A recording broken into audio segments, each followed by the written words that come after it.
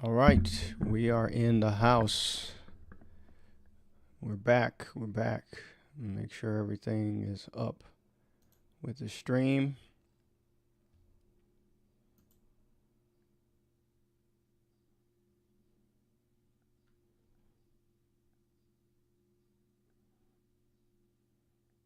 I don't see anything yet.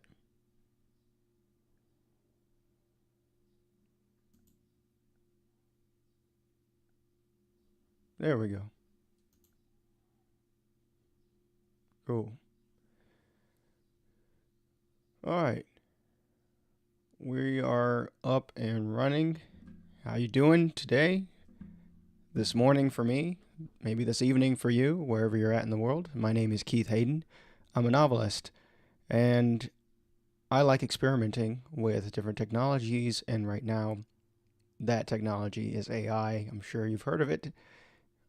And what we're doing today is continuing writing a novel. And as I explained in the first video that I just posted on this channel, this is not a make a book in 24 hours type of thing, all AI. This is my actual writing process that I have integrated AI deeply into the process. I just finished an entire novella that I developed with AI, weaving my own writing in, editing. I did a lot of things in connection with the AI. So if you're interested in that, you can find some of the other videos on my channel where you can see me talking about how I use this technology in different ways. But today, the focus is working on this story, continuing where I left off. As I said before, you can go back if you're not sure where I'm starting and watch the first video in the series, and then I'll put in the second one. I haven't uploaded it yet, but where we're at is I'm using this program called Novelcrafter, and Novelcrafter is I first noticed it last year, maybe about, I don't know, 6-7 months ago, but I never got into it. But I saw a lot of people, of all the AI hype platforms and software that was coming up, this one seemed to be resounding yes. The writing community, at least the side that embraces AI, that wants to work with it and learn about it, they seem to all agree that yes, this is a quality tool. And that's what I'm doing. I'm basically testing it out and trying to see how much it can help me in my process. So I'm just going to continue from where I left off yesterday. This is Serious and Limnic Escape from Okinawa. This is my thriller slash James Bond meets Metal Gear Solid alien invasion story that I'm working on. So I highly encourage you to follow along with your own story.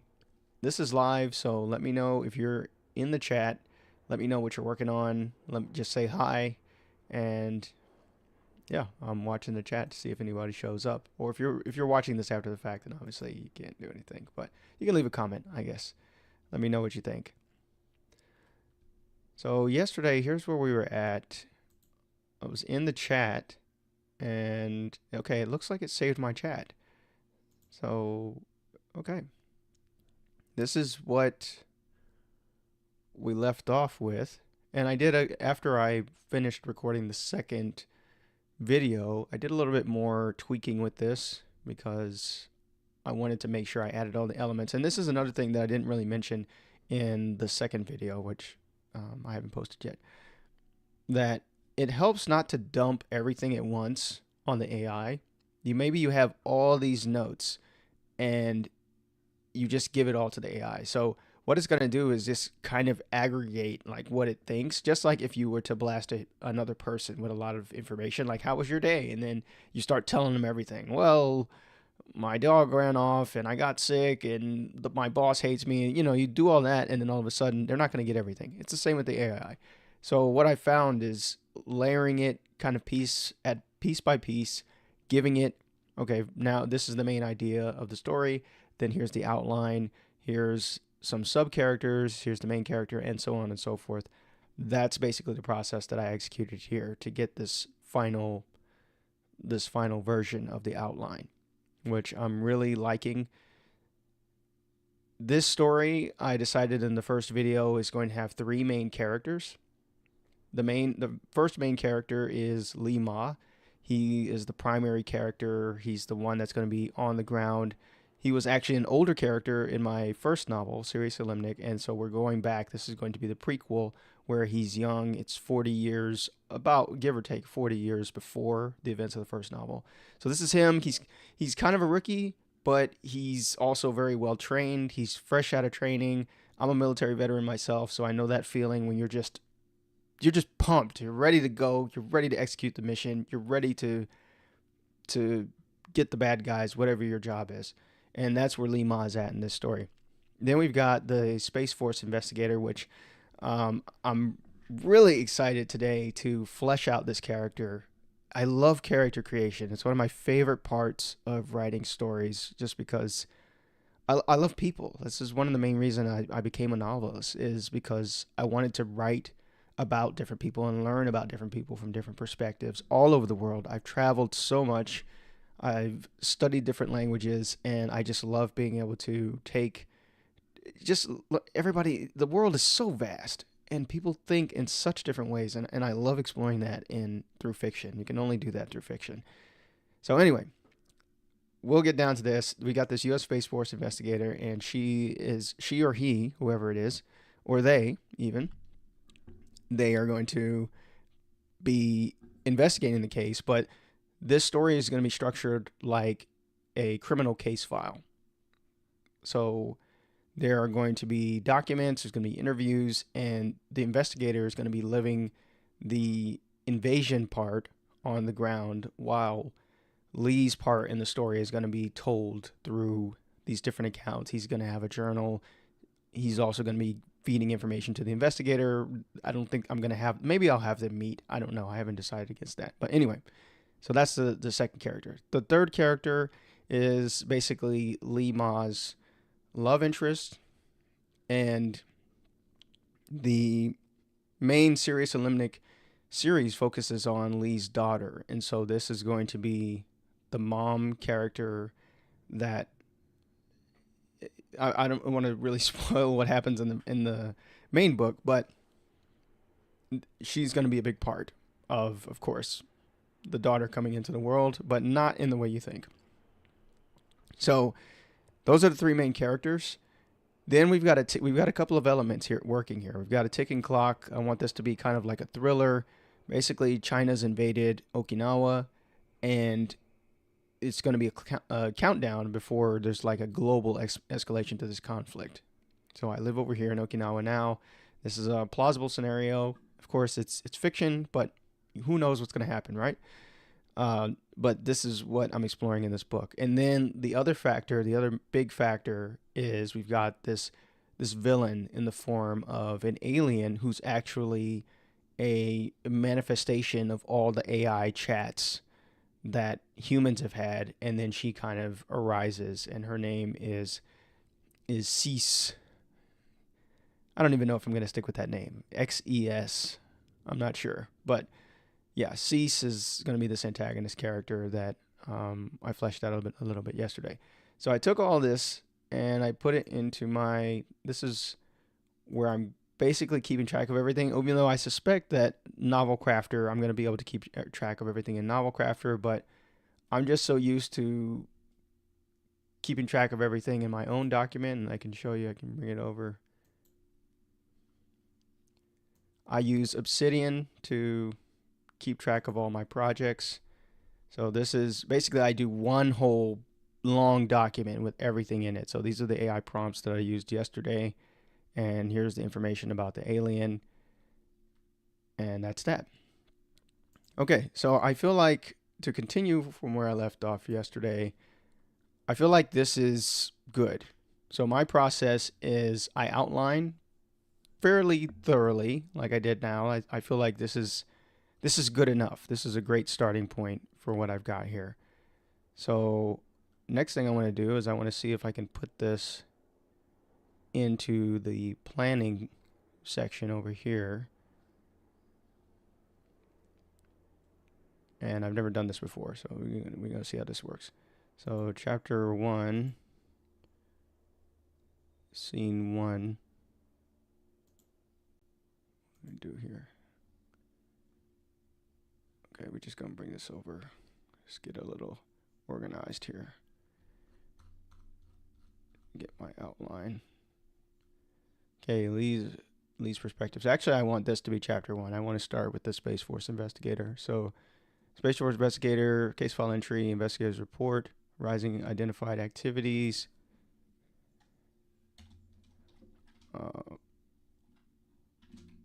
Amid the Chinese occupation. So we want to establish the stakes early on that this is an occupied Okinawa and bad things are going to happen. Well, weird things are happening with alien sightings and things like that. But yeah, this could be escalating. So that needs to be there. We start the ticking clock. Briefings on how escalating tensions in Okinawa could trigger.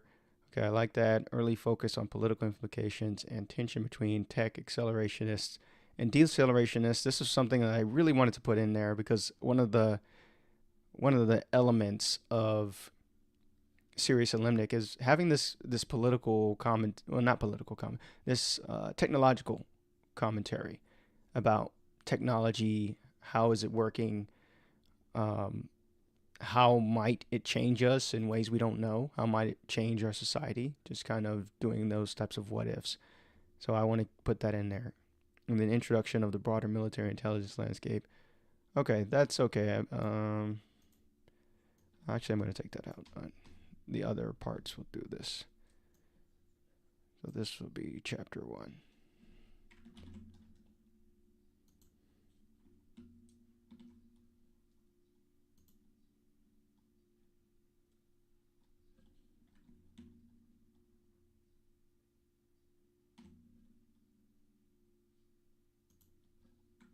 The summary here.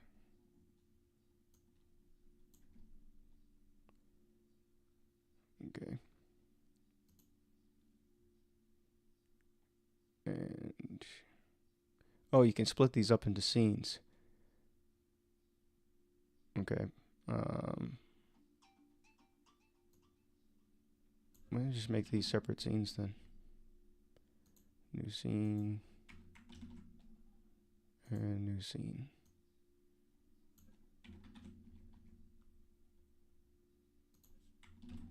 And that's chapter 1.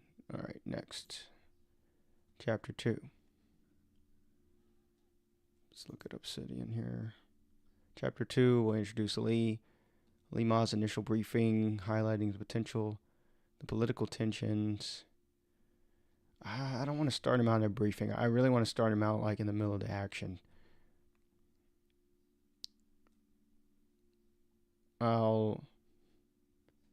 Case file entry.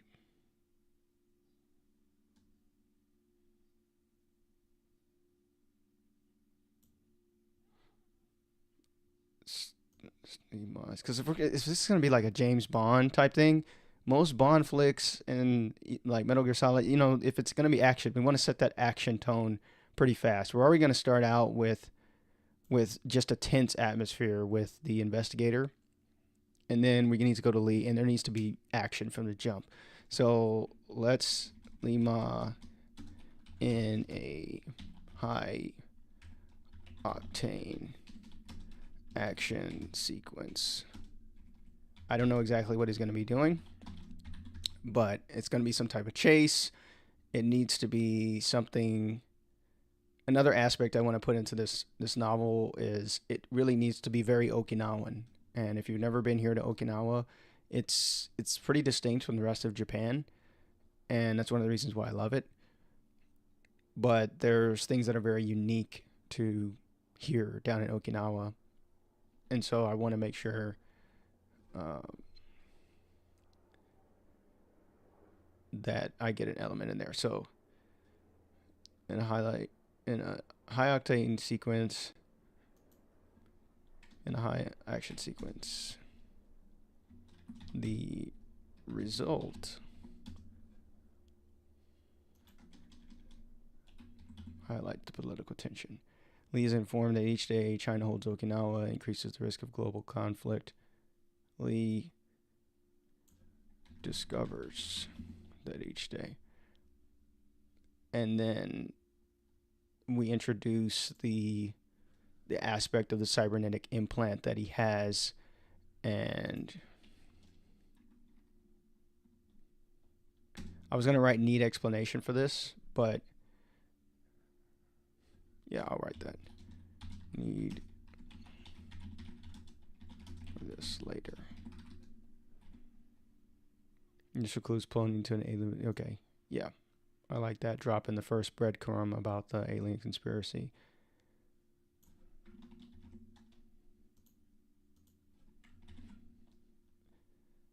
So first time, and that's that. And then we get another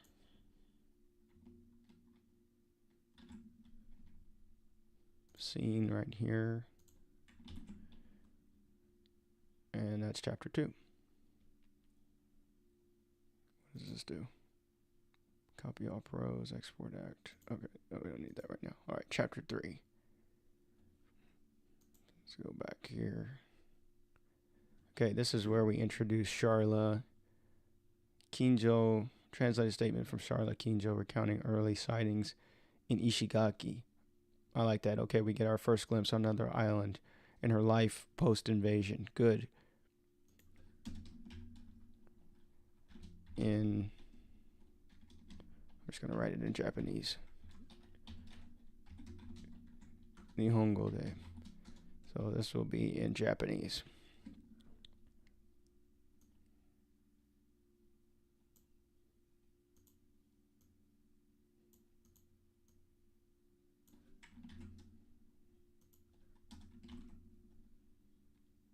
Ticking clock element. Local rumors fear that imminent military actions could destroy their way of life permanently.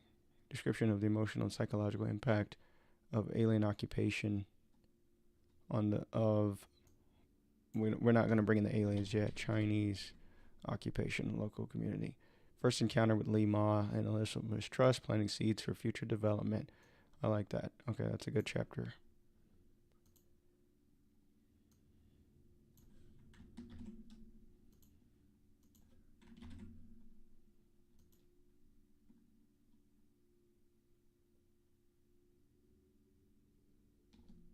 So the first scene, she'll be talking about her life. And then we get into the rumors. That's all going to be one scene. And then we can have a scene where she meets Li Ma for the first time.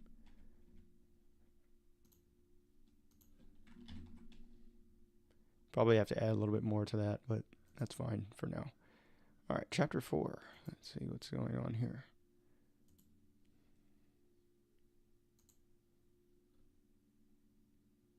Part 2, initial investigation. Oh, okay, so we got it in Acts. Okay, so let me move this. Delete that. Yes. Act 1. Prelude is set up.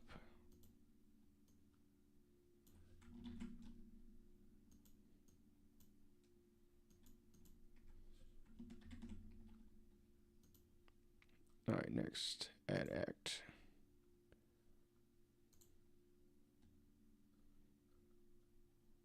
Part 2, initial investigation.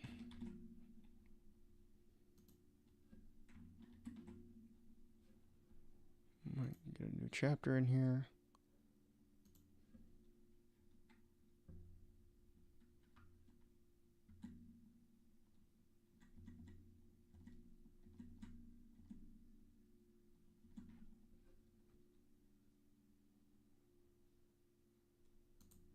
Don't need this open. Li Ma's perspective, first person.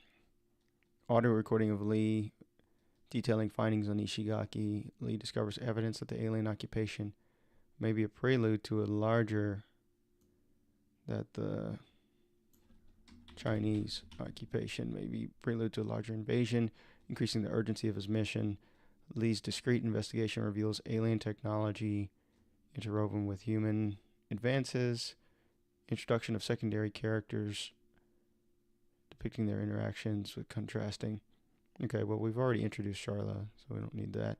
Chadwick James, he's the brother of a guy who's actually a villain in the first book. So he's going to be the younger brother. He's only mentioned in one line in the first book, but uh, yeah, I thought it would be fun to bring him in.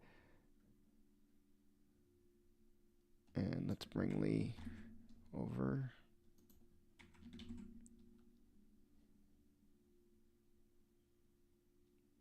We name this chapter. Oh. How do I name it here? Ah, there it is. Okay.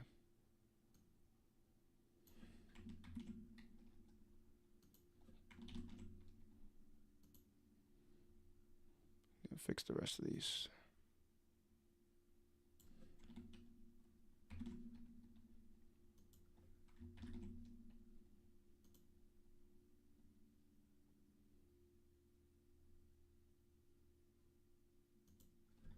Lima in action sequence.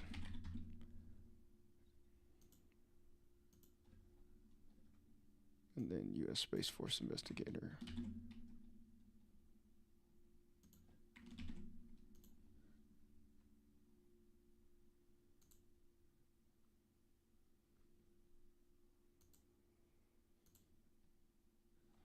All right.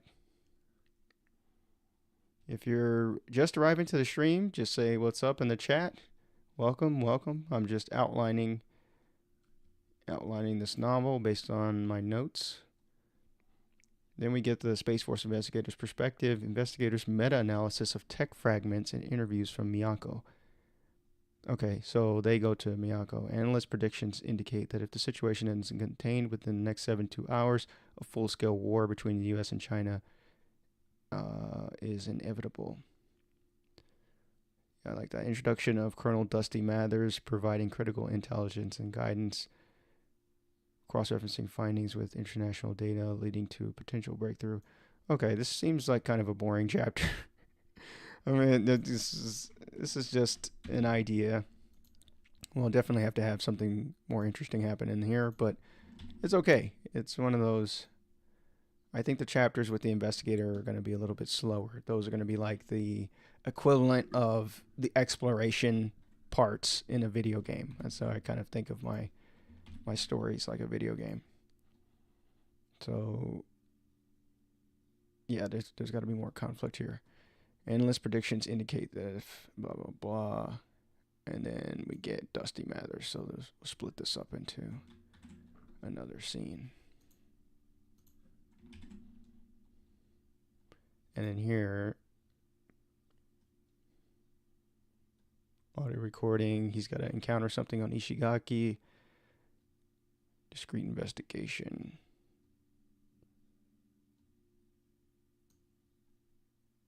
Well, I'll just introduce them in the same scene. That's fine. Okay, next chapter. Chapter 6. Japanese. Okay, this is Charla's perspective. Diary entry from Charla Kinzo discussing interactions with Lee and observations in Miyako. Increasing military preparations on both sides are mounting. Fear among civilians. Her skepticism from local authorities and her growing resolve to protect Okinawa. Okay, it's a little bland, but yeah, we'll can work with it. We'll give her something else to do. She's gonna have her own side story. I'm thinking that because there's a lot of people that are in like marine biology here, because it's just there's so much ocean and sea life to study. It's a great place for that. And I picture her as kind of this environmental tree hugging type of activist, but she's half Japanese, half Okinawan, or I mean half American. So it's a very common mix down here. So I think, yeah, I see her as kind of that. She's definitely going to be a contrast to Lee's more stoic and more quiet demeanor. She's going to be like a firecracker, that I like that combination right there. It's a little cliche, but I mean, it makes sense. It makes sense. And that's my alarm. I'll keep going and do another 25 minutes. I'll call it at an hour. I feel like I just got warmed up.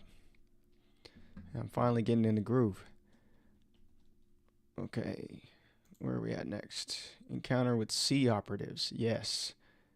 Still haven't come up with a good acronym for C yet. C, these are going to be like the operatives. So if you've ever played the Metal Gear Solid games and James Bond movies, they have these too, where like Spectre, they have the shadow organization that all these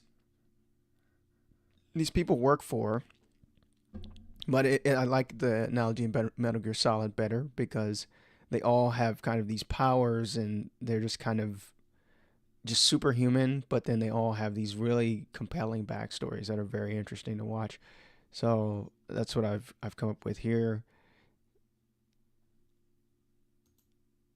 And that looks like they changed acts on me. It doesn't really matter if it's a new act or not, but let's just go with it for now. I like the way it's organizing this.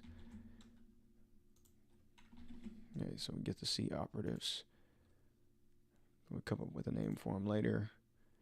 Lima's perspective, recording of a high-stakes encounter in Kumejima with stonefish, Mirajung. Okay, somewhere in here we need to introduce Lee's brother. Let's do it in chapter 4, because his brother is going to be a big, like, grounding force for his character. Because that's one of the themes I want in this story. It's going to be a lot about identity and who he is as a person. And I think this is a great place to explore this here in the backdrop of Okinawa, because Okinawa has that identity issue to where it's been pulled in so many directions. Like many islands around the world, it had its own identity, and then over years, the Japanese, or before it was Japanese, it was Chinese. It was Chinese for the longest time. Then they had their own culture, of course, in the mix. And then they were Japanese. And then they basically became American after the war, after World War II. And so we've had that influence on them for many years. And so I've seen this among different Okinawans. It's like, who are they really? You know, are they Japanese? Are they Okinawan, their own thing? Is it Chinese influence? And then it's just a blend. It's kind of crazy over here. So I want to funnel that into Lee's character, because he was born and raised in China, but then he's also working for the US, but then he's here in Japan having to deal with that tension. So I like having him at the center of that conflict, that personal conflict for him. I think that's it's a very human struggle to know. I mean, we all go through that when it comes to figuring out who we are and what's our place in the world and things like that. I think it's very relatable. So anyway, I'm just gonna put down here, introduce Wei Ma, Lee's brother. We'll do it in an interesting way. I haven't decided, older, younger brother. I haven't really decided yet. Lee's brother in a memorable way. Okay, so we're gonna get a lot of new characters in chapter 4. It's gonna be a Game of Thrones chapter. It's just gonna throw a lot of new characters out. Okay, back to this part. Chapter 7. High stakes encounter. Lee's strategic thinking clashes with Stonefish's stealth techniques, highlighting their strengths and flaws. Desperation from the implant and pain. The implant pain and Lee's internal struggle to maintain his mission. Okay, I like that general flow of events. Of course, these are just ideas. Just get it in there. All right, next chapter. U.S. Space Force investigators' perspective. Investigators' strategic outline on ongoing battles against sea operatives, with a focus on encounters with whale shark, Caitlin Santos. Military generals debate launching preemptive strikes, pushing the storyline's urgency. I like that. Colonel Mathers' covert support and strategic advisories for Lee. High altitude aerial reconnaissance provides critical data for Lee's ground operations. Okay, I like this. So this is kind of a dual part. We get the investigator and possibly maybe a meeting between Lee and the investigator. I think that could be interesting, depending on what we decide the investigator should be. So this should be, there's going to be a couple of different scenes in this one. Let's take this, new scene, and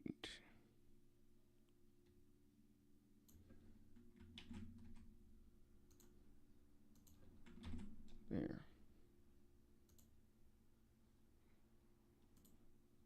Okay, you can just go in and write from the scenes. That's pretty cool. Nice. All right, next chapter. 9. Japanese witnesses' perspective, Charlotte's perspective, statement recounting events in Kumijima and Charlotte's direct involvement. Charlotte uncovers a plot that could accelerate the conflict, adding pressure to find a swift resolution. Emotional and psychological impact on Charlotte and her newfound alliance with Lee. Okay, so they're going to squad up here.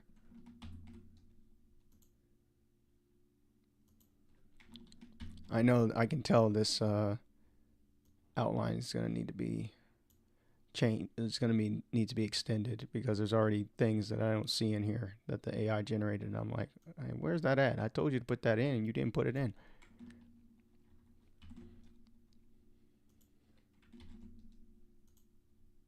And then I want to put encounter with Kuina.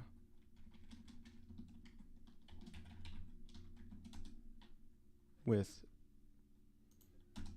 the mysterious Kuina, who provides Lee and Charla intel about the remaining C agents. So I like Kuina's character because she is that, it's kind of, I guess it's kind of a cliche, especially in Japanese anime and Chinese dramas. They do this too, to where you have the mysterious character. She only shows up. You don't really know who they're allied with, but they help the protagonist. But then sometimes they seem like they're bad, but then you don't really know until further down the line where their allegiances lie. And this is what I want to do with Kuina. I named her character. She's based on, there's a I'm pretty sure it's flightless. There's a flightless bird here in Okinawa. That's Kuina. And most of them are pretty much extinct, but there are a very small amount of them in the northern forests of the island. And so that's why I wanted to draw that kind of, she's rare. You can't really find her, but you know, she might be helpful to you. So that's what I was thinking with that. I know Okinawans will appreciate the reference. All right, part 4, deepening the conspiracy. Lee Ma's perspective. Covert recording. Oh, I need to add a new act. Deepening the conspiracy.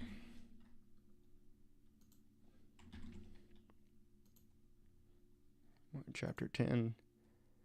Covert recording during a dangerous mission in Taketomi involving Crown of Thorns, Viktor Ivanov. Lee learns that the alien leader Cease plans to trigger an imminent large-scale attack. Lee learns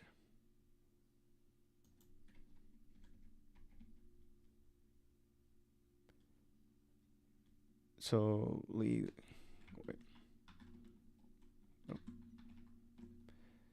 basically, he's going to fight Viktor Ivanov. He's going to fight Crown of Thorns. He beats Crown of Thorns. And then as Crown of Thorns is dying, he gives his backstory, whatever. And then he mentions Cease, the alien, for the first time.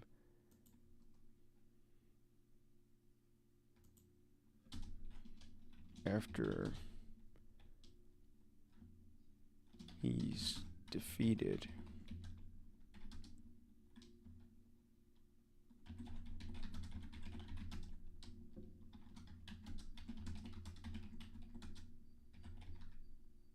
he mentions that there's a force they are they are there for, and I haven't thought of the reason for this yet, but introduction of Henry Fox and his unique technological gadgets. We should really introduce him earlier. He needs to be introduced earlier. He's gonna be like the Q character in James Bond. You know, he's kind of like this nerdy guy who is just into his inventions. But where can we introduce him?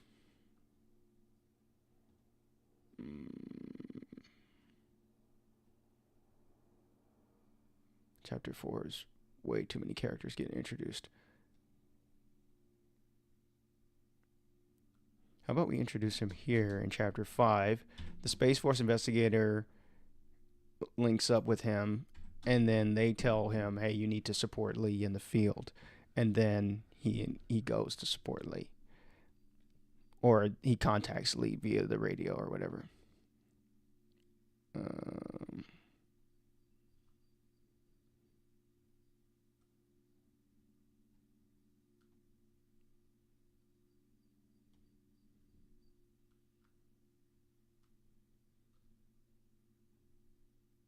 Yeah, let's do it here. Let's have him during the fight with Stonefish. He'll contact him via the radio. This happens very often in Metal Gear Solid games where you're in the middle of a fight and then you get a radio call. You get a call on your codec and they're like, you need to do this. This is how you beat him. And I like bringing in Henry Fox with that. And then that's when Lee meets him for the first time. He helps Lee defeat Stonefish.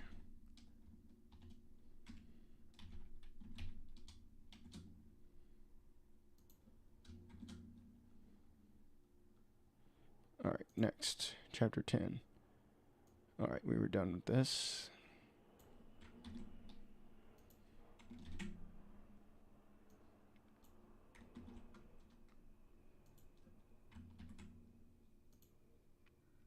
And there's that. Okay, next chapter. Okay, U.S. Space Force investigator's perspective. Detailed report on C's complex motives and relations. Increasing signs of armed conflict as diplomacy breaks down. Analysis of critical encounters with Cone Snail, Enzo Ferrari, and Lionfish across various islands. Strategic debates arise on how to handle ethical dilemmas surrounding AI and human relations. Okay, so yeah, because we need to continue bringing in this accelerationist and decelerationist conversation. And I think I'll have the way I'll do this, because that's kind of what Serious and Limit kind of represents. It's two sides of a debate. That's why I like the name. And so the C agents will likely, I haven't decided if they're going to be accelerationists or decelerationist, but then each character is going to have a stance on this. And they need to make it clear what they are, because that's a huge part of this. And I think it's so timely as this AI stuff is coming out. Hell, here I am using this AI program, and I'm sure I see writers shitting on AI all the time. Pretty much daily on social media. And so, yeah, I feel like this is a very timely story to where everybody's going to have to basically choose, do you believe in it or not? And of course, it's not that binary in real life. I know I personally go back and forth with this shit, and I just sit here sometimes. And like the other day, one of the things that I'm really I guess I'm kind of conflicted on is AI images, basically. And my thing isn't really the ethical piece or whatever. It's more of like, how much is too much to rely on the AI? And I don't know. I've used a lot of AI images in my stuff the last couple of months, but I think about that. I'm like, it really just shows us the more I use it, the more I see that I can do this stuff, like no matter how complex it is. And so I have a desire to want to do it more. So with AI images, it's like I just want to learn to draw that and see what my style is, because I feel like as more people use this stuff, there's already this homogenization with social media and content and all this stuff. You already see kind of the sameness. You know, you see somebody big grow up, blow up on social media, and then a lot of copycats come along and try and replicate the formula, but it doesn't really work because that original person, that formula works for them. It's not going to work. It may not work for you. It probably won't. And so I'm like, man, I should just discover what my style is. I already did this kind of with music, with making music, to where it's like, okay, I know how I like to make music. I know how I like to write. I mean, that's why I feel differently about using AI for writing, because I already know my style. I know how to write well. I've done it a lot. But with something like images, I'm like, man, I should just learn how to do this myself. I don't know. Anyway, point is, it's a very timely debate. It's on people's minds, and I want this story to really not shy away from having the conversation among the characters and the scenarios, even though it's going to be a little bit wild and it's still going to be a little bit fantastical, but that's the lesson element in this story. Let's move on to chapter 12. Japanese Witness's Perspective. Final diary entries about climactic moments in Yonaguni and tactical successes against sea operatives. Charlotte uncovers data indicating that the isolation device's activation is imminent. Her revelations. Okay, so yeah, the isolation of Okinawa that's old news. that needs to be told somewhere in the very beginning. That basically Okinawa's been, in the context of this story, Okinawa has been cut off from the rest of the world, and that's what leads to the adventure. Like, why can't they, the world-breaking question, why can't they just leave? Why don't they just fly out? Well, one, because China's occupying the island, so they've got the airports, they've seized the airspace. That's in the scenario. Two, there's going to be an actual physical barrier as well, to where nobody can come in and out. So part of their mission is to shut down this system that has enclosed Okinawa and cut it off from the rest of the world. So that leads to this kind of Legend of Zelda like situation, right, where they have to go to these different places, shut down these nodes manually to free Okinawa, and it's called Escape from Okinawa, and eventually escape, because without that, then they can just, why don't they just get a boat? Why don't they just stow away on a military aircraft or something, or commercial aircraft even? It doesn't make sense. So that's why we need to put this. Charlotte uncovers, I'm just going to say key data right now. I don't know. She's going to uncover something. In the isolation, we need to mention this in chapter 1. This is a pretty important detail. Agent.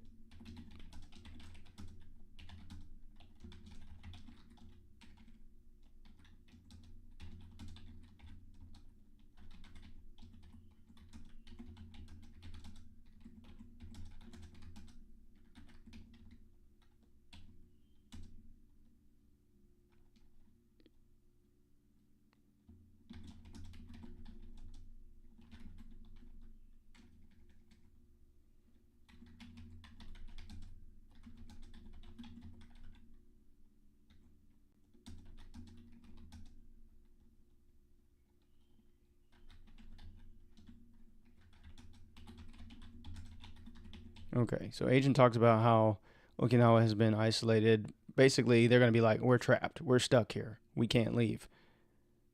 But still searching for locations of the devices. And then over time, they're going to uncover where they are. And then Lee will have to go and shut them down. And yeah, I need to find a reason why the sea agents would want to stop him. Or maybe they have their own goal. This is one of those things, like, I don't know. I haven't fleshed that out yet.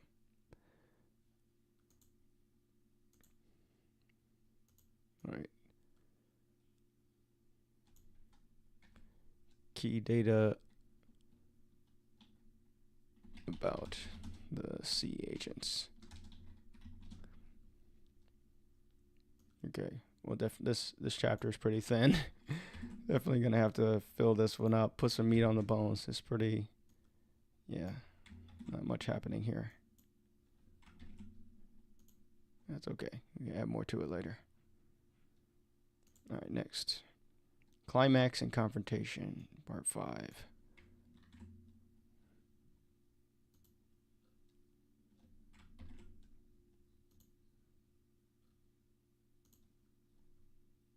Transcripts of critical mission reports during encounters with box jellyfish Thalia Cruz in Okinawa. Countdown to the aliens' full-scale attack initiated to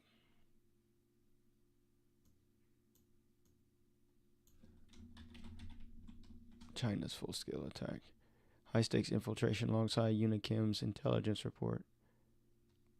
Lee's confrontation with Wei Ma and their complex brotherly rival revealing new layers of their past. Discovery of the isolating device on EA Island. Okay, good. That's pretty good. I like the way that one. Nice action scene right there. And then back to the investigator. Emergency communique coordinating a counterstrike against CISA's primary operations. Military leadership issues a final 24-hour ultimatum before engaging in full-scale conflict. I like that. Collaborative efforts and high-intensity tactical maneuvers against C. Colonel Mather's role in unraveling alien plots and aiding Lee's final push. Okay. Good.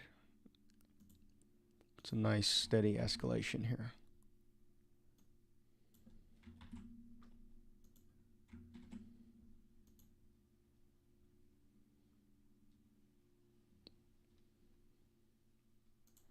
And then, emotional reflection on her sacrifices and direct engagement with C's final desperate measures to prevent global catastrophe. Charlotte's pivotal role in the final confrontation and supporting Lee, perhaps saving his life. Initial observation of the devastation as they escape. Okay. Maybe.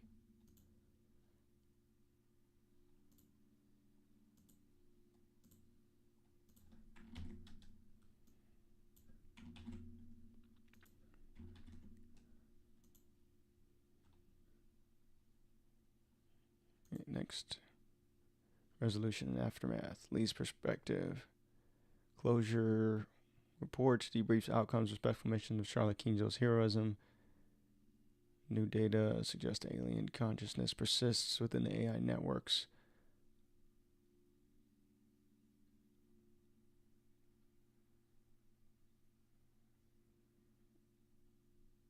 Okay, so these are just post. This is like bonus content over here. Okay, I'll just add this. Post story content. I don't know if I want to keep these chapters because this is like epilogue stuff.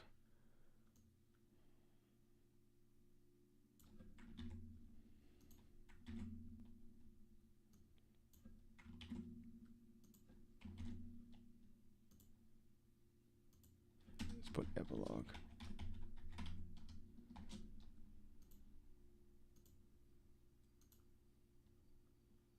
Comprehensive analysis, recommendations for the future.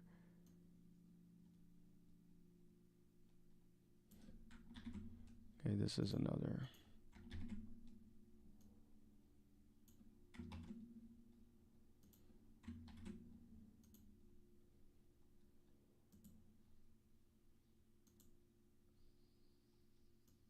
And this one.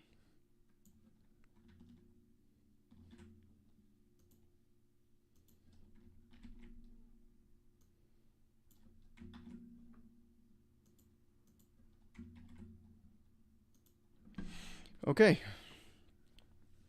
So with this, the outline is done. There's still parts that I really want to go back over and add in, but I feel like for the most part, the skeleton is functional. And this is how I write anyway. I basically get this detail. This is much more detailed than I would have done normally on my own. But with this amount of detail, I'm good to start writing.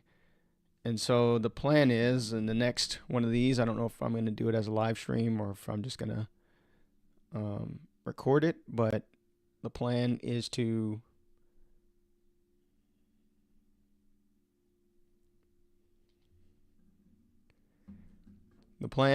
just start writing from here. And with this codex, this is going to be a powerful tool to have this in here.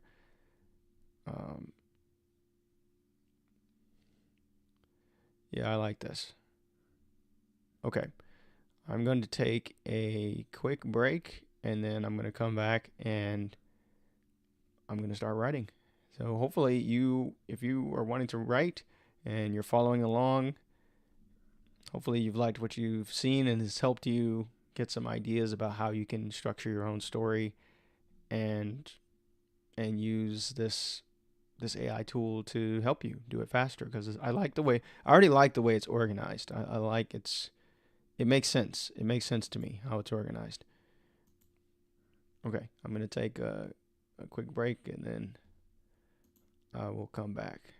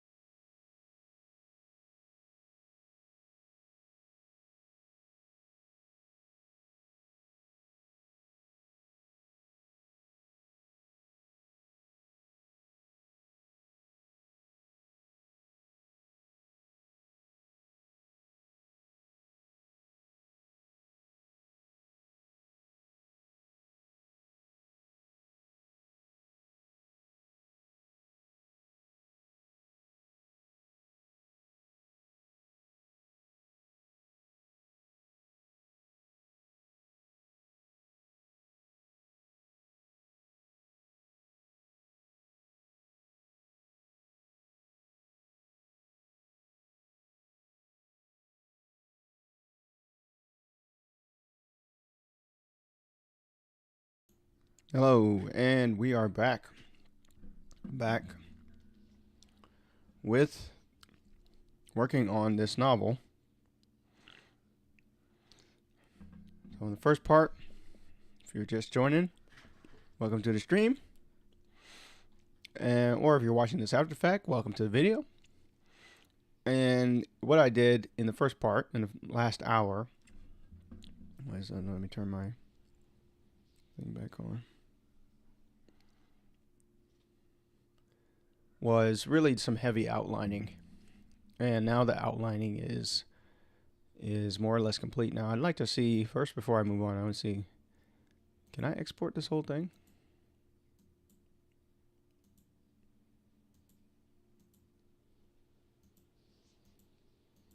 Do I have to do it by the act?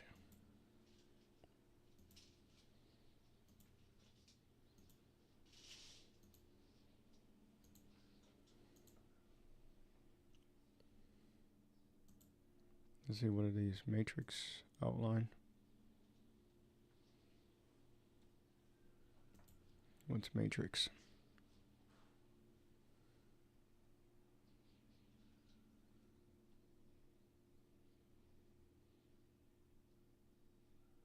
Oh, that's pretty cool. Okay, so it's showing me all the places where Li Ma is in, where Li Ma is in the scenes, I guess. Wait, no, it doesn't.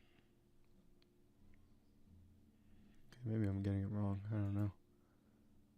I do like how you can just see the characters right there. That is so helpful. Because when you're actually writing, there's usually I keep everything in kind of a separate document. I'm scrolling back and forth and everything. I think that's really cool how everything's just there. I wanted to see if I can export these. Export act. What does that do? Export your data. You can export your novel data into multiple formats. You can then import the data back into other writing software. Nice. Okay, so let's get all these.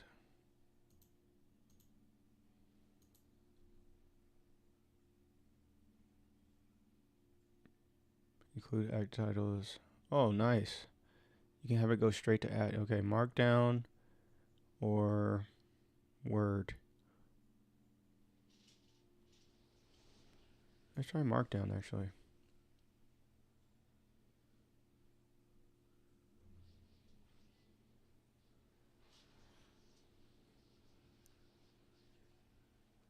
I didn't see anything happen. Oh, I guess it happened.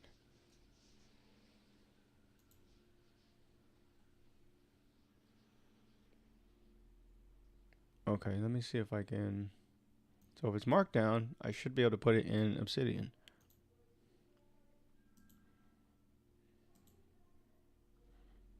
Let's just bring it over.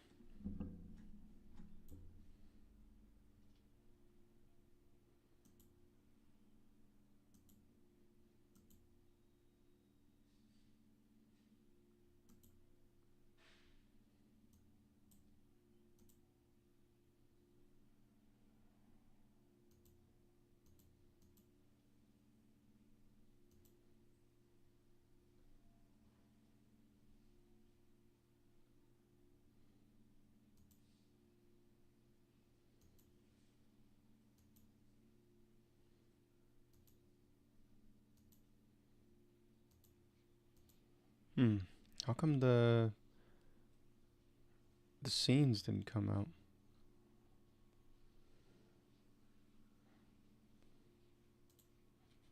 I don't see the scenes. I said export the scenes.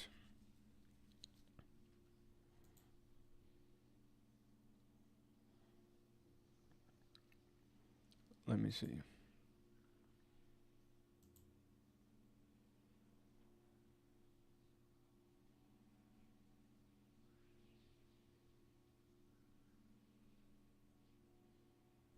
Maybe I shouldn't have done that way.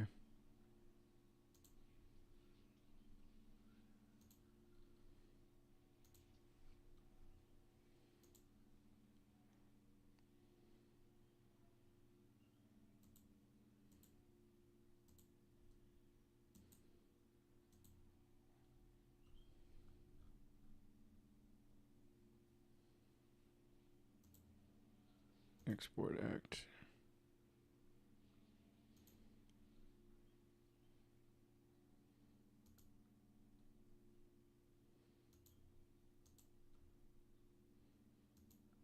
Okay, let's try this again.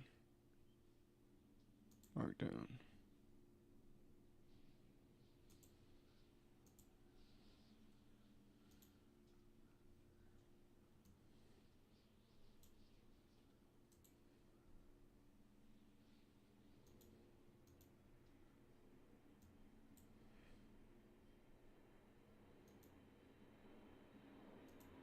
I don't see any.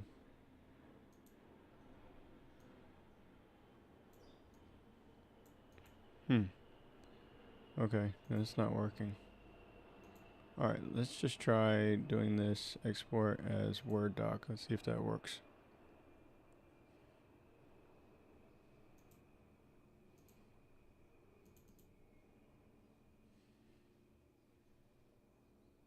Enable editing.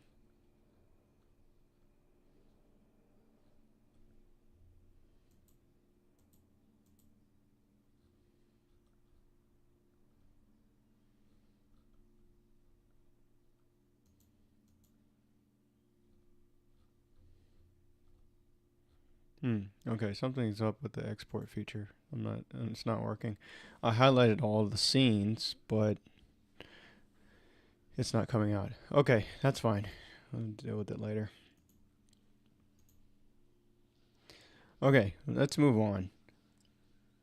Because now that the outlining is done, maybe outlining isn't your thing, but what is next is starting to fill out more stuff in the codex. And the way I like to write is some authors like to put everything up front, like fill it up, and then they start writing. I don't do that. I really like to just get going, get flowing with the ideas, start getting the story out, just take my best shot at it, and then just see what comes up. And then as I go along, then I will add things in, and that's how I write all of my fiction. So, of course, Lima's in here, and they even have a place for an image in here, which I actually do have a picture that I made. That's one of the reasons why I do like the AI image generators, because they can just, for this purpose of just getting a good visual of your character, they can really do that very quickly. So let me...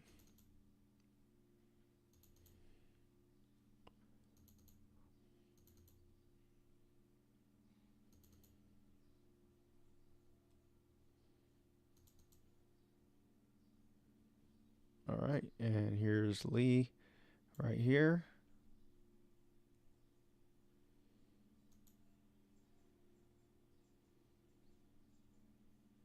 Bam, there he is. I like that. That's so cool. Let's see, notes. These are notes only visible to you, not visible to the AI. References. External references, okay.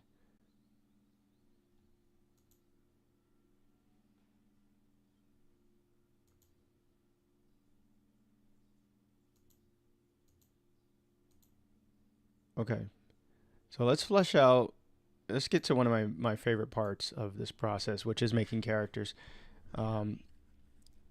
Charlotte's character is actually already made.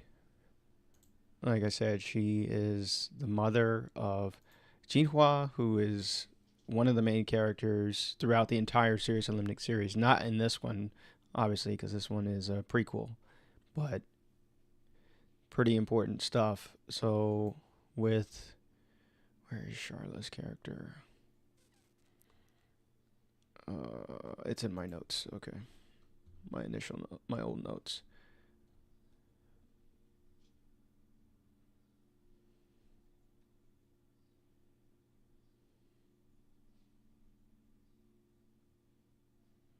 Okay, so she's an aspiring scientist, assertive, deep roots in Okinawa, as a local, who chose to stay during the invasion. She has a unique understanding of the island's dynamics and the impact of the conflict. Her fierce loyalty to Okinawa sometimes results in myopic view of the broader geopolitical situation. Charlotte serves as a ground-level ally and potential love interest for Lee, offering an inside perspective on the island's effects. She's the mother of Jinhua Ma. Perfect. But this is a very surface level description. And like I said, I love character creation and I like to get pretty deep into it. So what I like to do is, and I get to use a tool that is really fun. And okay, we're gonna go new entry, character, Charla Kinjo.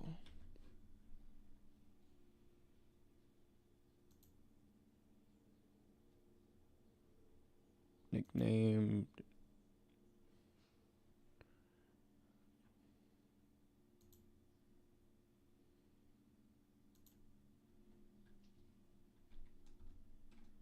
Charla, and then I believe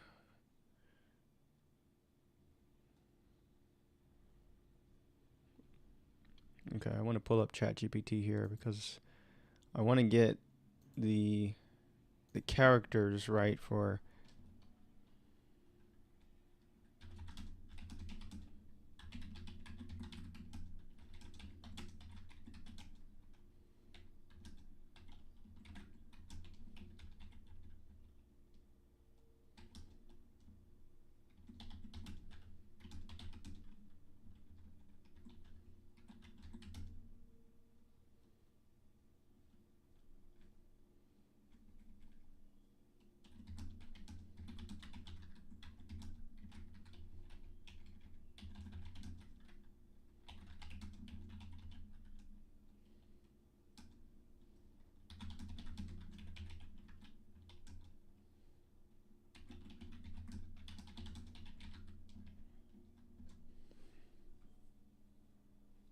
that's what it is, Kinjo. Yep. Okay, I thought it was this, Kinjo. And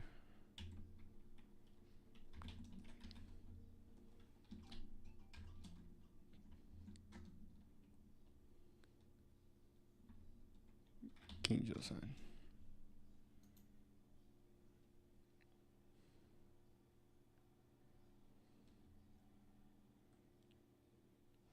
Okay. So back to Charla.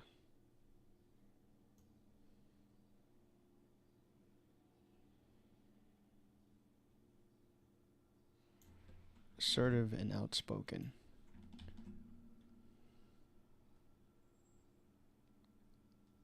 So I created a character creation tool on my website, and I can show you how to get to it.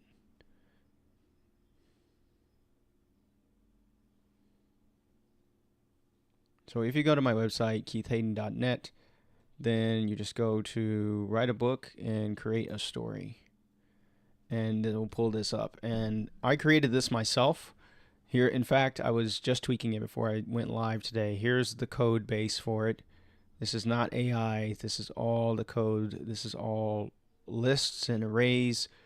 And why did I make this? Basically, character creation with AI stinks. It's not good. Why is it not good? Because AI is just built on bias. I mean, it's biased against everybody. So if you give it a picture, if you tell it to generate a picture of an American, it'll give you probably a white person, probably maybe somebody who's semi-overweight, that type of thing, right? Same, if you give me a picture of a black person, it's probably going to be like some dude on the street, whatever, something like that. So I learned this early on with AI, and it's kind of unfortunate that that's the way it is, but so I learned if I really wanted to make unique characters that are able to span more or less the gamut of people that are on this planet, then I needed to make my own tool, and that's what I did. So this is the military game tech fiction story generator. It's designed to create small worlds and story scenarios within the military game tech fiction universe, which is my created universe. So it can generate a world. You press generate world, and then it'll give you a different type of world based on some type of military culture, some type of futuristic scenario, and then it'll give you a video game, because that's a big part of it. Game tech fiction, Lightning Returns, Final Fantasy 13. Yeah, just listening to that soundtrack. Love it, love it. And then it'll give you a story, a small story that you can give you ideas for. And these are all ideas. None of these are prescriptive. It's not like when you generate something, oh, you have to use every detail. You're meant to. I gave it to myself to take these things and remix them as I need it, right? Because this story already has a scenario, it already has characters, but I can tweak the output. And that's what I'm going to do here. I'm going to come down to character generator, and this has everything basically that you would want in a character generator, all the way down to physical traits. Hell, it has their sexual preferences, things like that. Like, I want to, as the writer, I want to know everything about these characters inside and out. And so using this is a great way to get an idea of, hey, what is this character about? So what I like to do is it's kind of fun, is to press generate character, and then whatever character comes up, because that's the thing about these generation things with AI, and even with a generator like this, you can just keep pressing generate until, for a long time, and that takes too long. This is one thing in a very long process, so need to get something down. So I'll press it once, and that's what I get. And I'll find a way to work with it. And I think that really helps with the creativity aspect. It helps with restricting, giving yourself some creative constraints to where you really have to exercise your creativity and not just take the output that this tool or the AI gives you. So here we go. I'm going to press it. And yeah, let's see what happens. 199-year-old Singaporean male cyborg in relation to adopted parent. Child in relationships, they're stupid. Attracted to men. Outdoor sex, turn on, hair pulling. We need at least somebody who's female, right? Like, we need at least to get a female, because we know it's Charlotte Kinjo, so she's female. So let's get that. Ungendered feminine human, 17-year-old. Depressed, close combat. Illegal immigrant worker. Cooking a healthy meal. Okay, I'm already liking this more.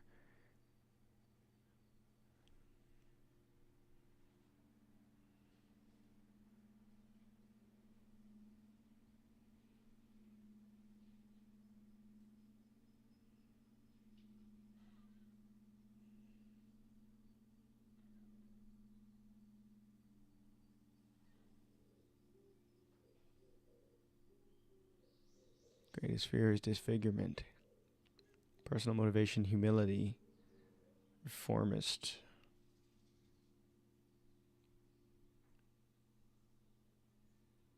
And porpoising. Fights by controlling the elements and porpoising. That's funny. Okay, this is actually really good. I like this. I'm going to take this. Physical build, Amazonian. Wow. But then she's really short.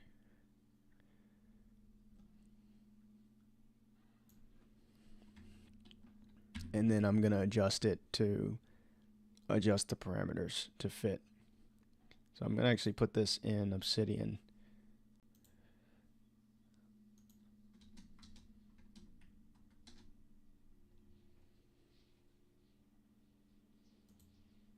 Oh, I didn't mean that. Like that.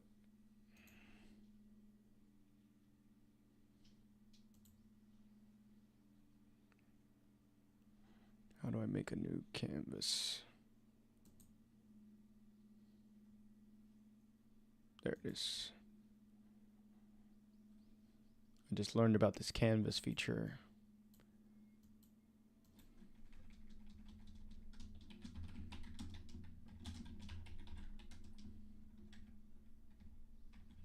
Don't do that.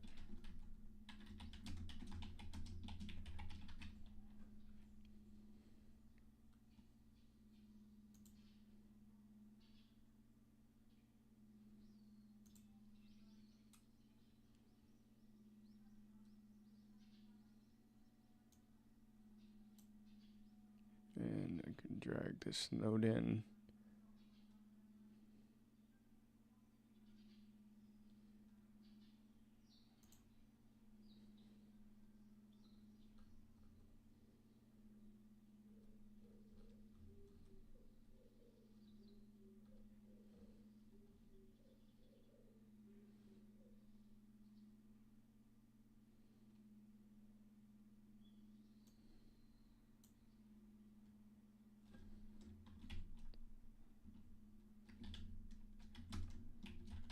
Charlotte Kinjo.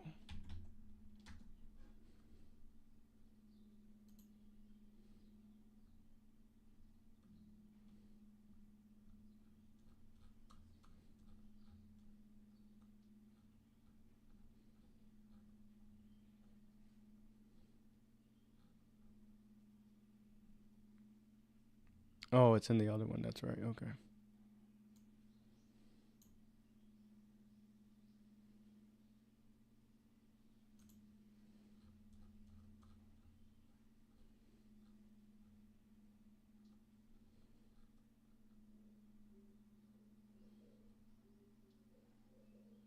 The ethical adversary.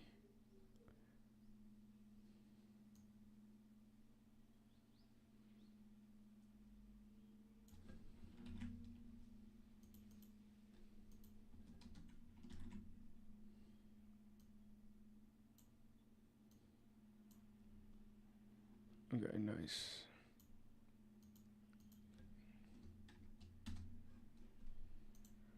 Cool. Now what I want to do is take the output from my generator.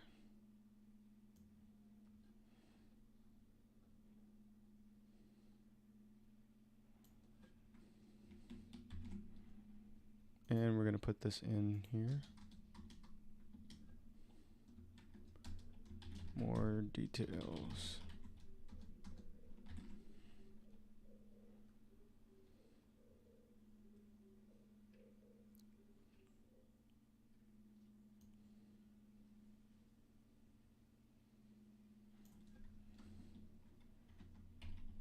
Charlotte.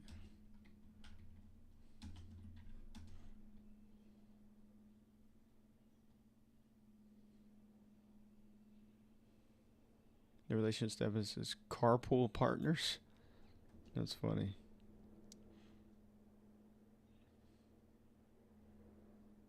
Sexual turn on, close combat, turn off veins. Love is important. At work, she's pompous. Occupation is student. Marine biologist.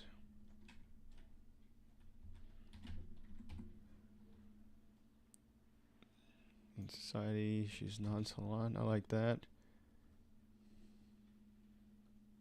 We'll change this. She's Australian. American.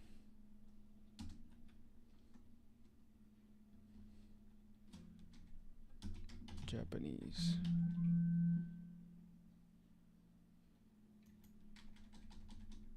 Female human. Maybe we could do something with this carpool partners thing. I don't know.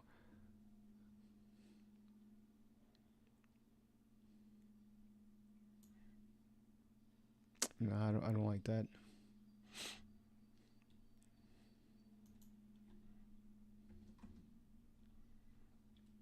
Go back to this.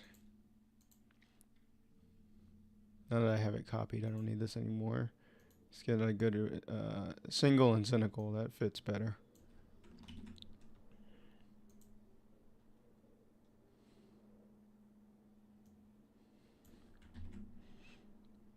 In love, they are depressed. In love, she is depressed. Primary social environment is a sealed vault. Might be able to do something with this later. But society's not that important to her. By cooking a healthy meal and negative self-talk. I like that. Objective is to start a cultural exchange program.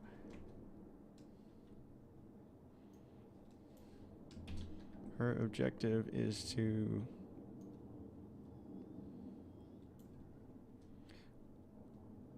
is it Okinawan independence or to save sea life? Save sea life. Her opponent is an energetic lobbyist. The disaster they face is unexpected inheritance.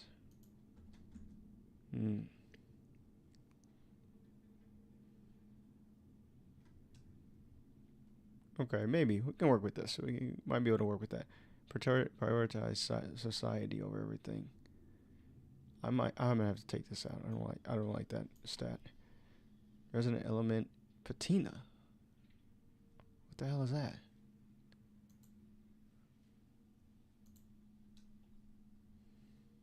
Ask ChatGPT. What?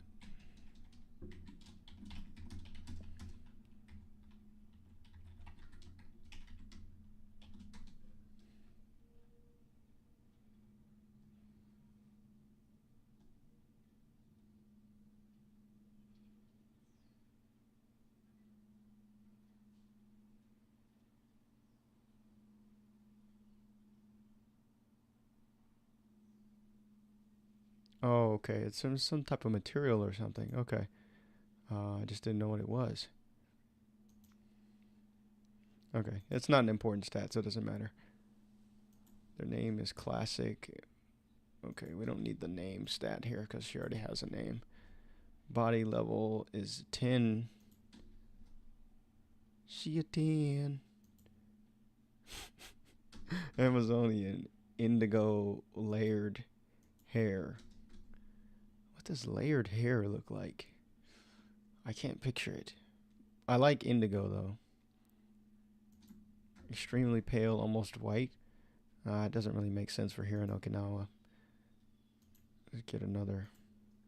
What do we got here?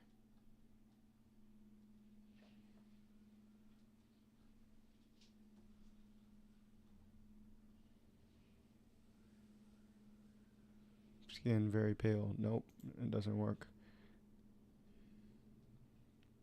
Medium complexion with greenish or olive undertones.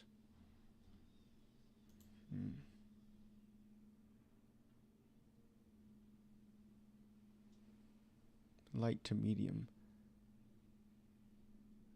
Yeah, that's fine. Should be a little bit darker. This here in Okinawa. Height very short. That's good. Body image mostly comfortable. That makes sense. Little body part arches. Like foot arches. Okay. I can work with that. Movement style trudging. I like that. Tone of voice hysterical. That's good. So she's kind of got it just I think she like talks really fast and maybe a little bit more high pitched.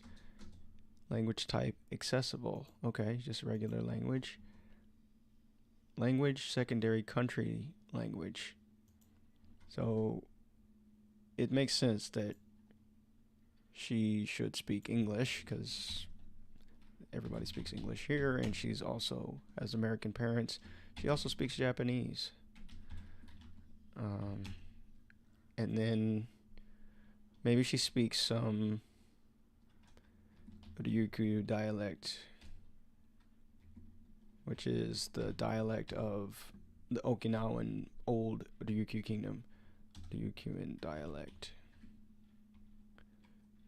I'll just put various Ryukyuan dialects because that gives me an excuse to bust out my my Yonaguni dictionary that I bought over there in that tiny island. Various Ryukyu and dialects.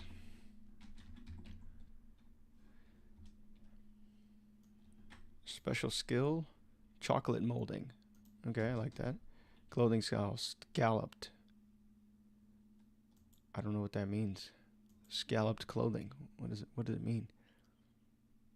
I don't like that. I'm gonna change it. If I don't know what it means, then it's no good. Pleated. Clothing style, pleated. Like that. Let's see. Clothing style, one-shouldered.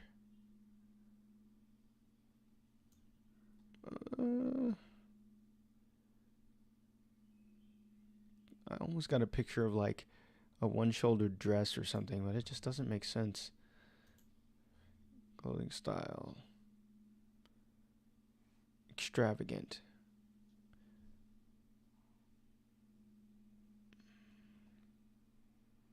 It doesn't really make sense with her. She's more of like a down-home type character, wrapped.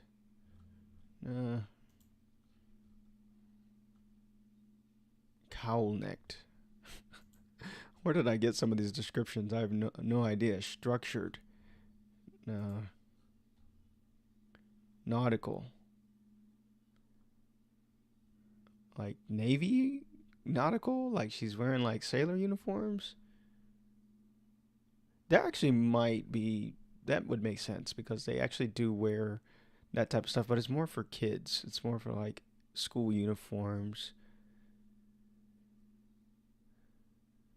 Okay, maybe there's something there.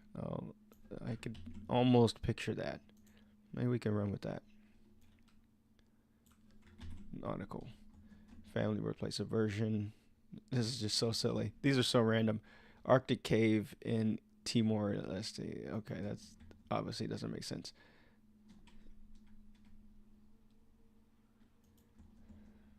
We're just going to say...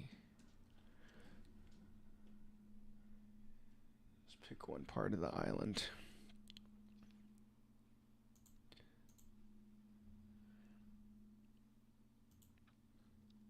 What letter we got? P? No. F. F. No, there's no F. I. Izena. Ikea. Itoman. Let's just say she's from... Now I'm going to pick an area that I know. Let's just make it to where she's from here. She's from Yomitan. Yomitan Village. Okinawa. Japan. Okay.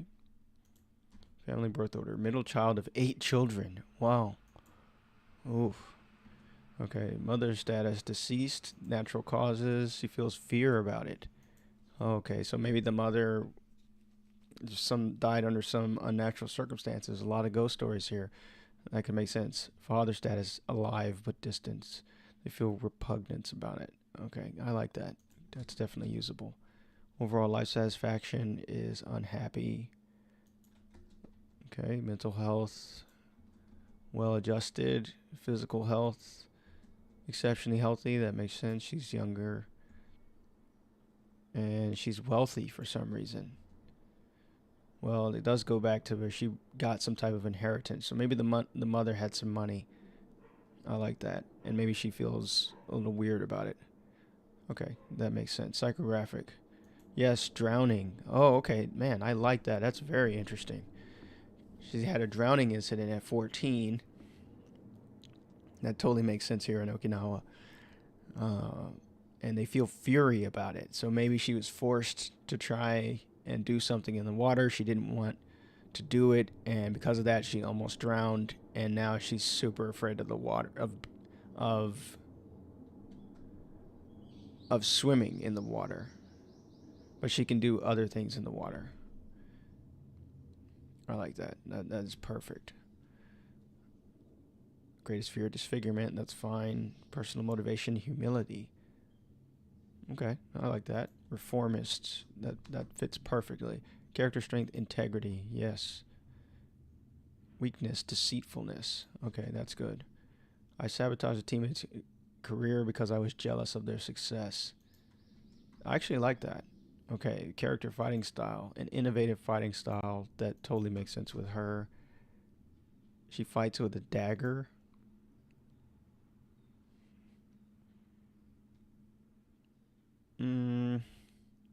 Maybe she fights with something that's more Okinawan. So like, over here is a lot of karate, and they'll use like certain things and weapons. I've seen a couple of Japanese weapon demonstrations. Like they'll use sai, they use nunchaku. Um, let's go with sai. She's like Raphael. She got the attitude and everything. Fights by controlling the elements and porpoising. Porpoising. Porpoising makes absolutely fucking no sense. Like, what is she doing? Running around like popping her head up or something? It is stupid. It doesn't work in this context. Let's see what this one has. Fights by somersaulting. Wounding and somersaulting. I feel like somersaulting is a bit much in this case. Let's see what else we got. Fights by moonwalking. That's a stupid one that I put in there. That's dumb. Riding a ripboard. There's no ripboards at this time. A ripboard is like a hoverboard that I made up for the first novel, but the first novel takes place in the 40 years in the future, so it doesn't exist yet. Fights by tumbling, impaling and tumbling.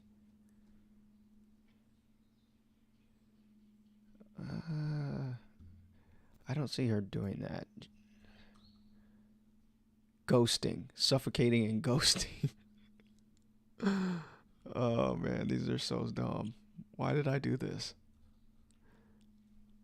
And bouncing. What the fuck?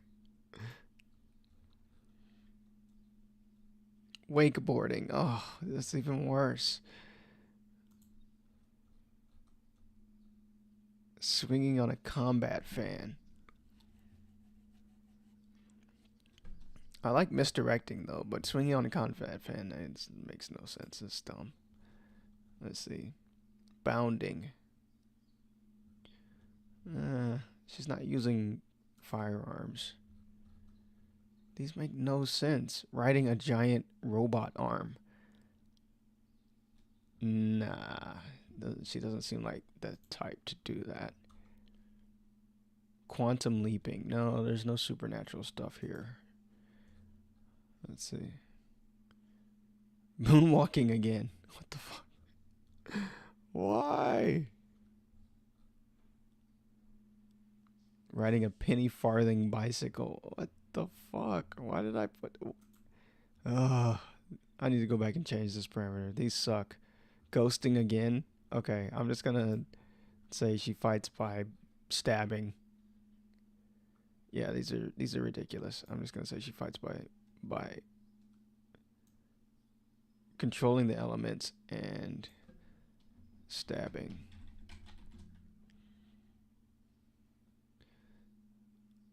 What was that other one that I had? Scrambling nerve signals. No, that's dumb.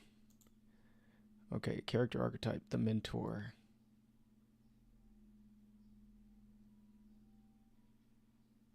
Wise figure who guides the hero. I don't really see her as that. Let's see.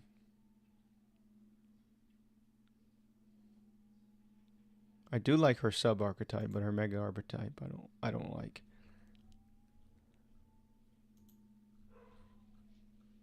And the shadow represents the darker aspects, often the antagonist or the hero's inner conflicts.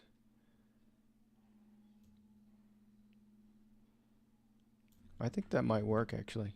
I think that might be pretty interesting.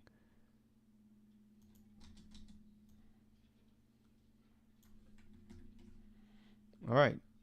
And with that, we have our character. The last thing I want to do before I shut down this stream is I want to get a physical description.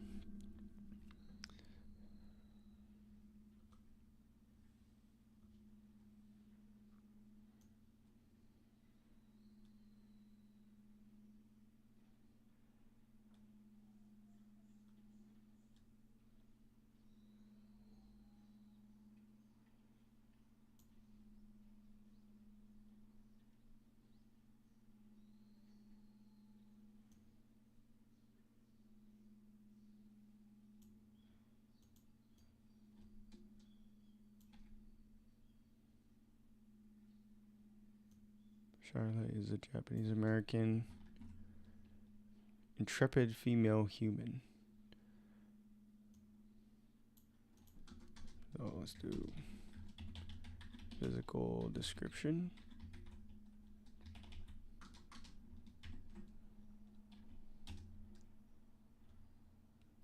And let's grab all the physical stuff. So Amazonian, indigo layered, skin tone, very short.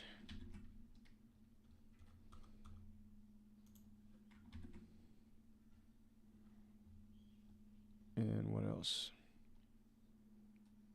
Movement style, trudging. Clothing style, nautical. No idea how this is gonna look. And then her weapon is a sai.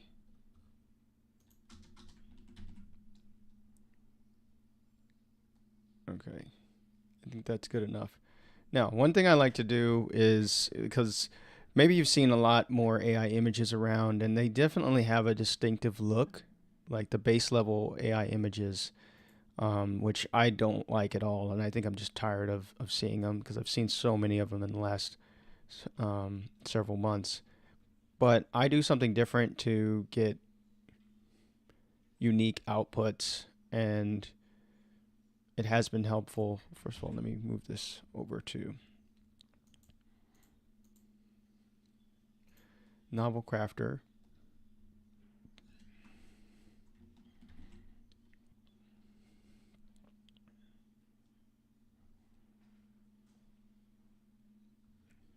So what I like to do is I like to go to this site called Promptomania, and it's a prompt building, one of the many prompt building websites that was set up last year during the AI gold rush.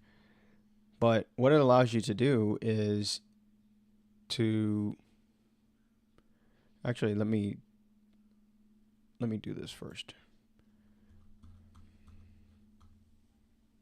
Take this physical description and give it to ChatGPT.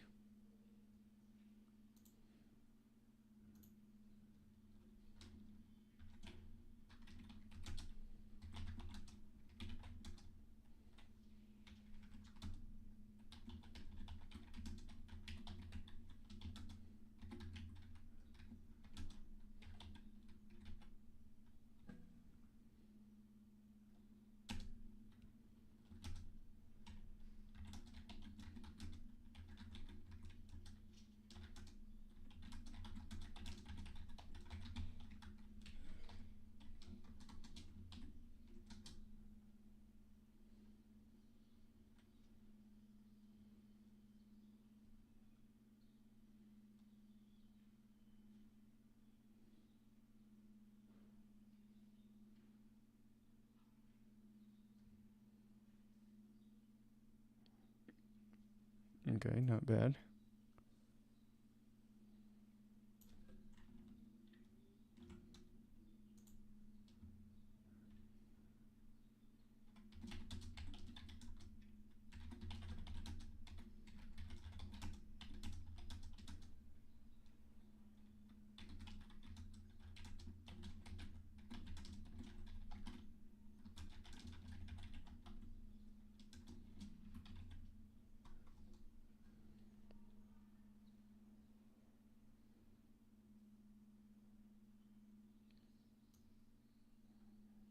Okay.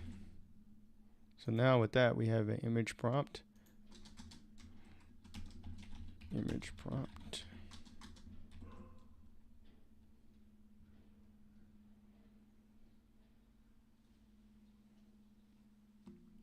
So let me go back and change the style now.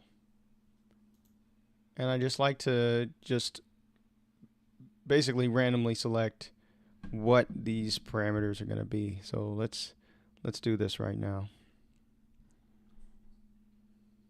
Oh, that'll be that. Add some details. 1, 2, 3, 4, 4, 3.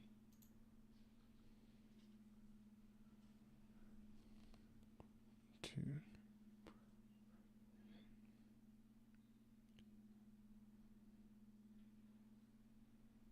14.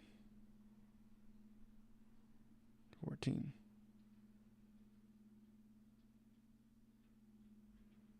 I don't want that one.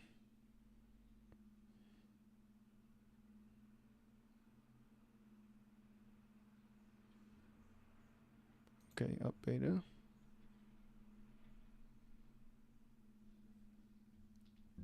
Okay, so up beta.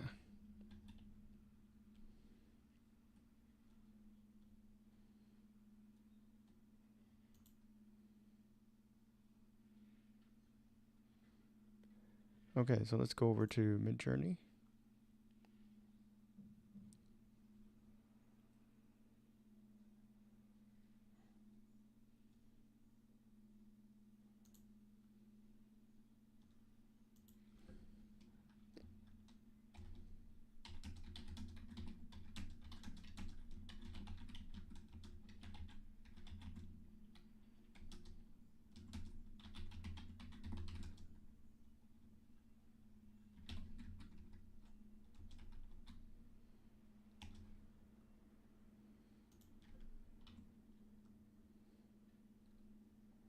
All right, so we've got our style down.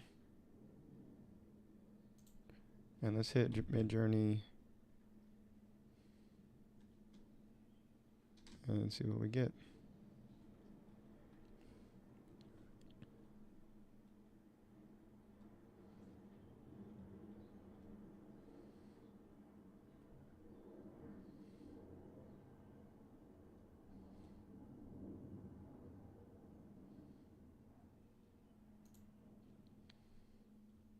And while that's going,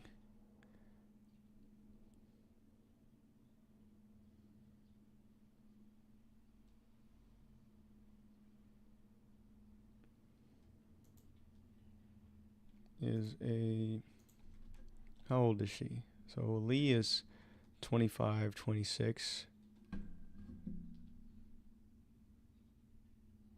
Just make her a little bit older. Maybe she's 27.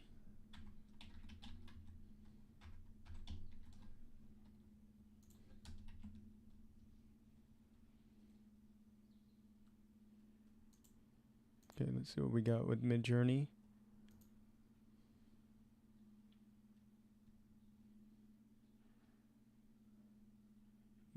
Okay.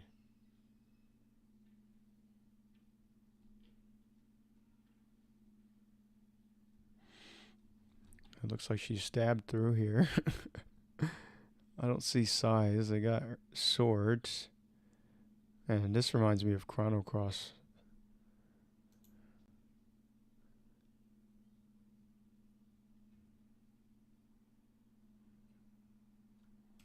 Doesn't really look like a Chinese painting though, but I guess a different style of Chinese painting. This is nice.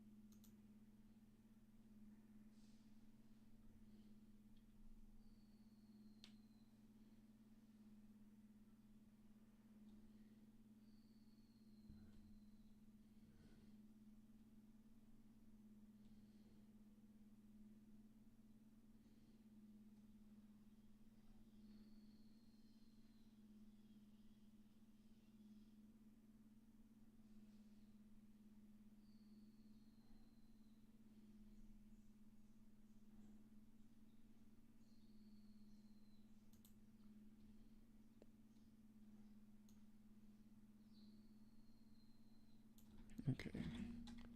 Did I still have Niji on? Landscape. Oh, I still had stylization on. Mode V6.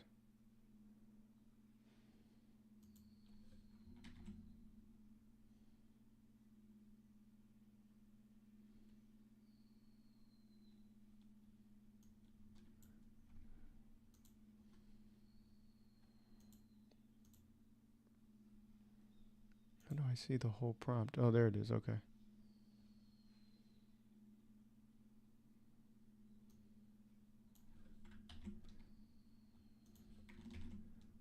Let's do a full body shot.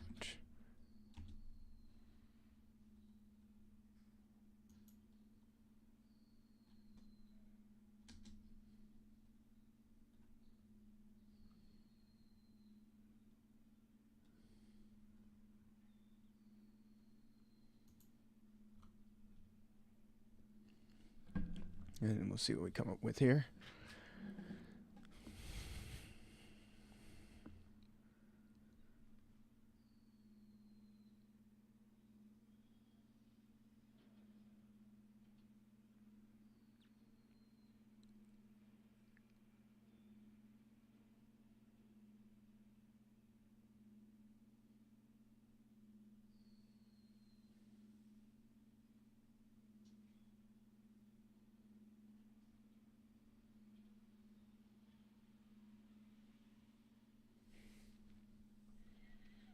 This looks more...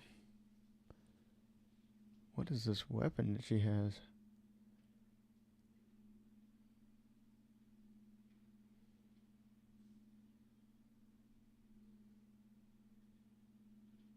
This looks more like it though.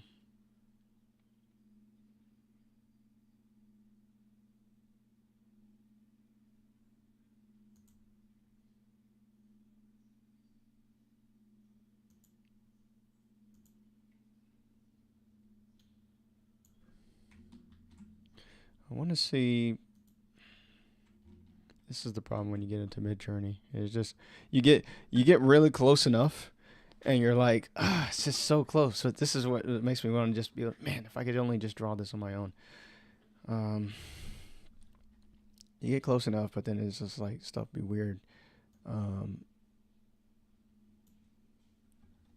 Head to toe shot.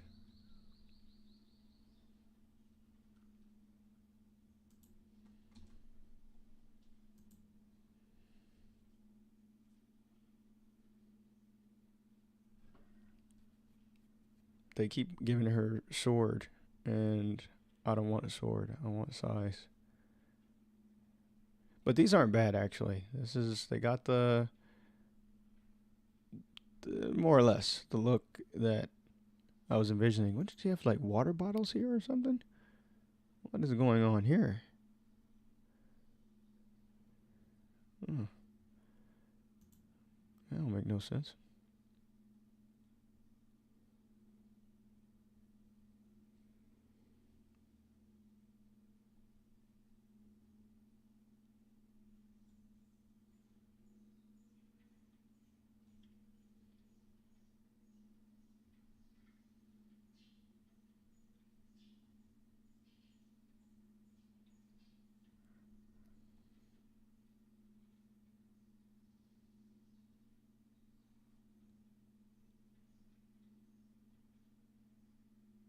Oh, that's what I messed up with it.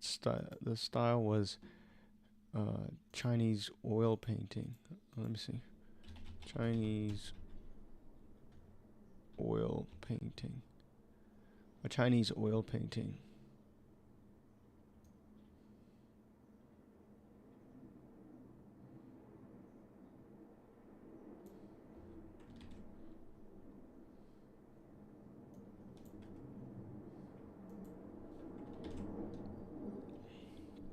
Science fiction novel.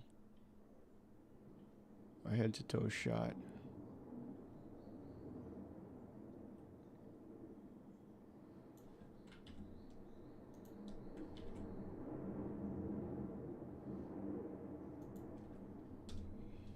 27-year-old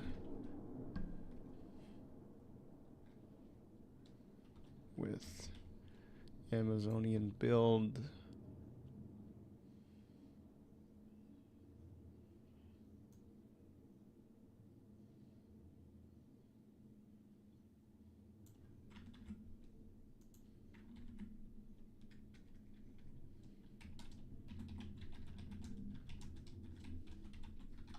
Standing on Okinawa Beach.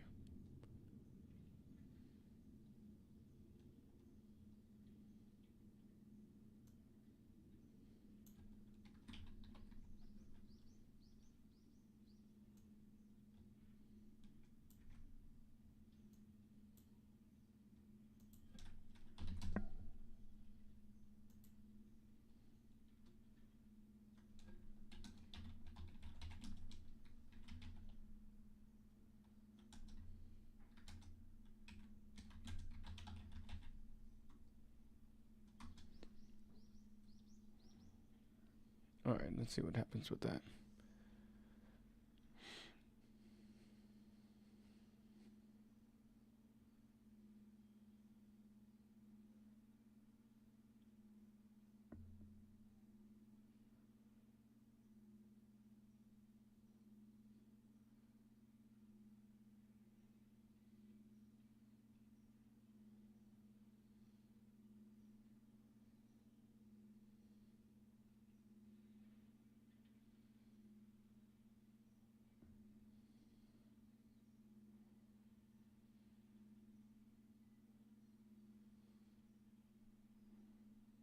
Yeah, this is much better. This is very much closer to what I wanted.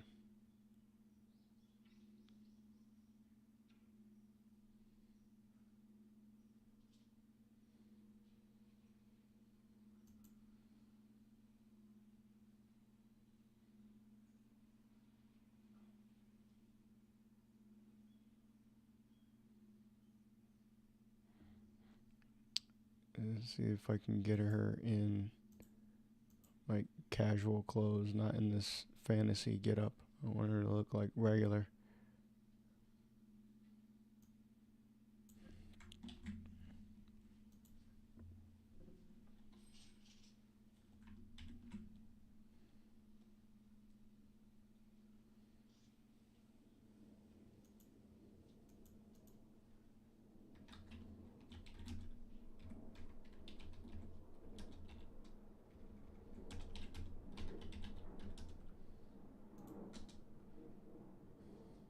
Okay. I don't want this fantasy thing here. I just want regular clothes. Welcome to the stream. Welcome. Doing character creation right now.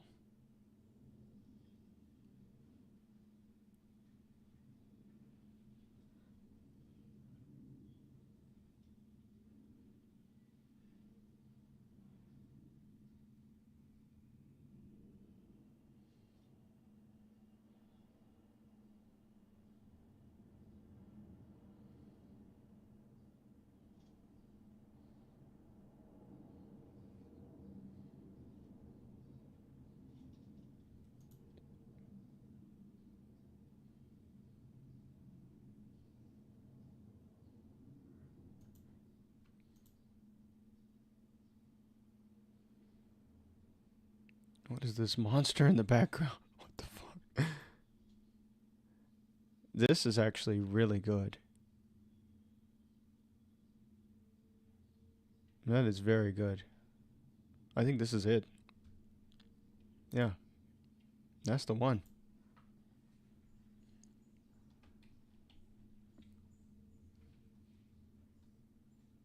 That is the one.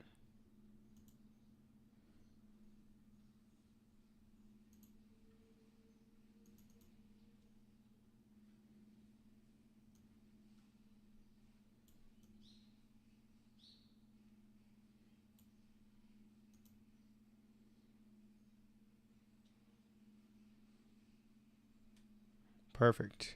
And we have Charlotte Kinzo. Oh man, that took a while. What? That's the way it goes. So it took us a while. You can see kind of how this process works. Didn't do as much writing today, but this is how my process works. I tend to write and then I will branch off into, yeah, I would just branch off into other, um, yeah, just other areas and just see where my creativity leads me. And these tools are just great for instantly getting inspiration, instantly just being able to visualize things. I love that you can do this very quickly. So that's going to be it for today. It's pretty longer stream than I intended it to be, but I enjoyed it. I hope you did too. If you're putting together your story and you want a pair of experienced eyes to look over it, then be sure to go to my website keithayden.net and hit me up there. Um, you can contact me through social media, Substack, whatever, X, Twitter, and yeah, let's talk about it because I love helping people write and create original stories, and I want to help you with yours. So thanks a lot for joining this stream or watching this video, and I'll see you in the next one. Bye.